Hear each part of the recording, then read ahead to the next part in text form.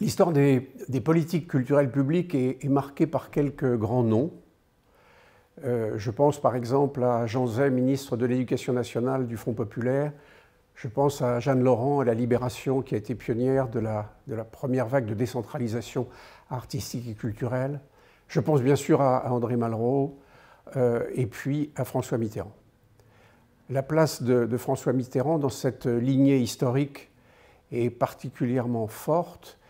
Et cette force tient d'abord à la place que l'art et la culture tenaient dans la vie et dans l'activité personnelle de François Mitterrand, bien avant son accession à la présidence. Elle tenait aussi à la conscience qu'il avait de la dimension culturelle de tous les grands problèmes de société, que la culture n'était pas un plus qu'on pouvait s'offrir quand on avait déjà tout, mais que c'était une condition essentielle à toute progression de la cohésion sociale. La grande différence entre François Mitterrand et son prédécesseur, André Malraux, entre une politique culturelle de droite et une politique culturelle de gauche, elle tient principalement à cela. Elle se traduit d'ailleurs dans les décrets d'attribution des ministères de la culture qu'ils ont l'un et l'autre mis en place. Pour Malraux, il s'agissait avant tout de rendre accessible au plus grand nombre les œuvres capitales de l'humanité, je cite. Pour François Mitterrand et son ministre de la Culture, je cite là encore, le décret d'application commence par la phrase suivante, permettre à tous les Français de développer leur capacité d'imaginer, d'inventer et de créer.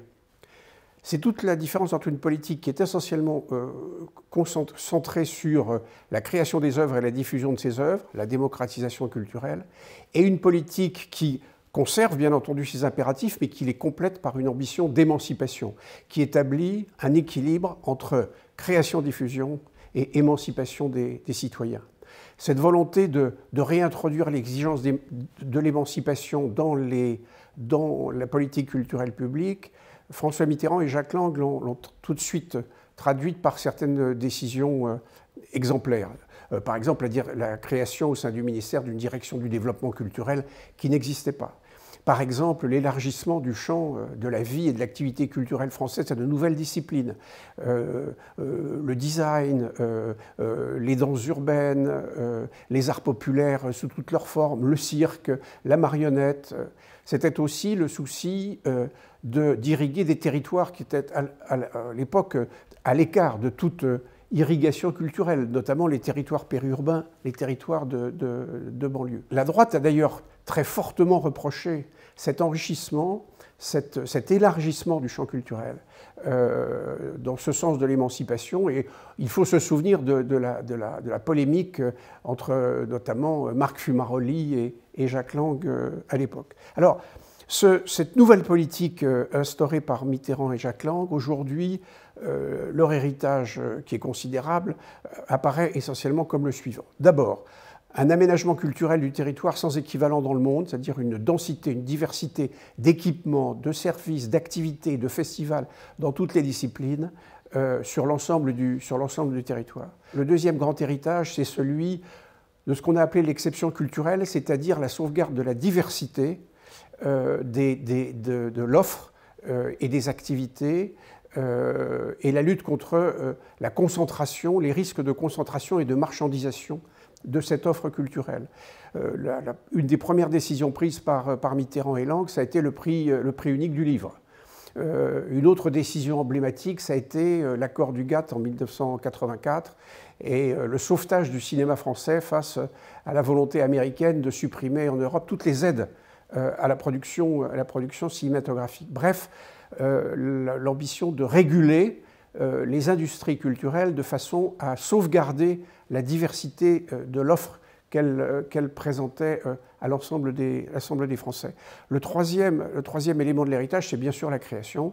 Jamais autant de moyens avaient été directement destinés à créer des œuvres contemporaines et donc à soutenir l'activité des artistes. C'était notamment la création des FRAC, des fonds régionaux d'art contemporain, qui avaient pour vocation d'acheter des œuvres et donc d'apporter des revenus, des débouchés et des possibilités de présentation de leurs œuvres à des artistes contemporains. Et puis, il y a eu aussi un très important développement des établissements d'enseignement supérieur, notamment dans les disciplines nouvelles que j'évoquais tout à l'heure, la création du Centre national des arts du cirque ou la création de l'École nationale supérieure de design, et enfin les grands travaux qui sont connus. Sur les grands travaux, je voudrais simplement insister sur le fait, parce qu'il y a eu aussi des critiques sur les grands travaux, leur caractère pharaonique, le fait du prince, les dépenses qu'ils ont occasionnées. Les grands travaux répondaient essentiellement à une nécessité de corriger la vétusté des équipements nationaux fondamentaux qui existaient. Vétusté d'ailleurs qui n'est pas entièrement aujourd'hui résorbée ou corrigée. Il existe encore des parties du Louvre qui sont vétustes et qui doivent être réhabilitées, réaménagées. À l'époque, la Bibliothèque nationale était vétuste, le Louvre était vétuste.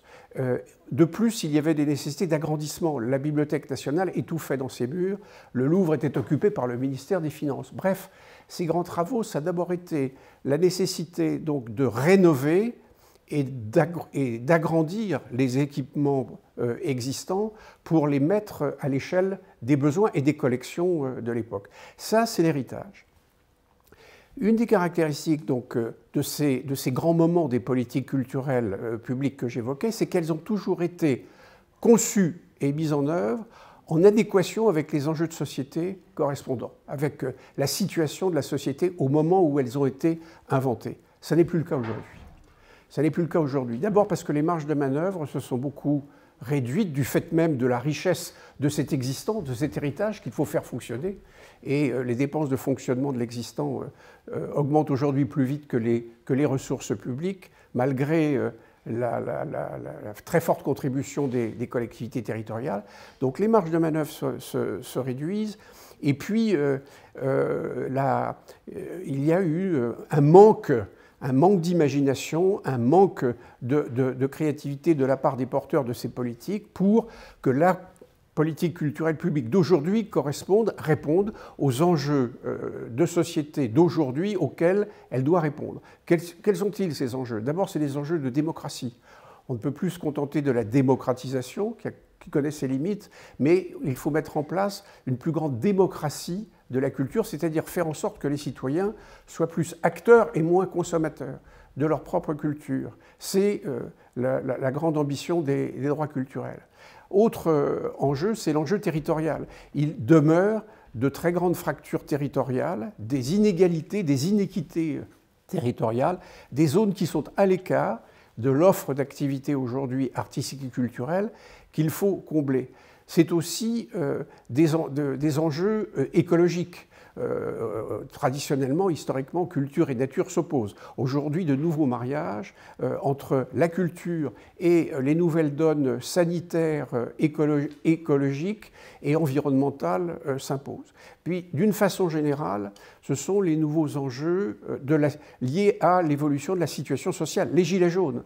Aujourd'hui, la culture n'est plus spontanément un facteur de cohésion. Ça peut même être un marqueur d'un certain élitisme qui est de plus en plus rejeté par certains citoyens. Donc, la nécessité de répondre à ces nouveaux enjeux impose une adaptation des politiques publiques qui, à la fois, préserve l'héritage de Mitterrand, tel que je l'ai rappelé, et adapte cet héritage à ces nouveaux enjeux. Alors, cette adaptation, je viens de faire un travail avec un collègue sur cette question. Selon moi, elle peut se faire selon 5 grandes voies d'action.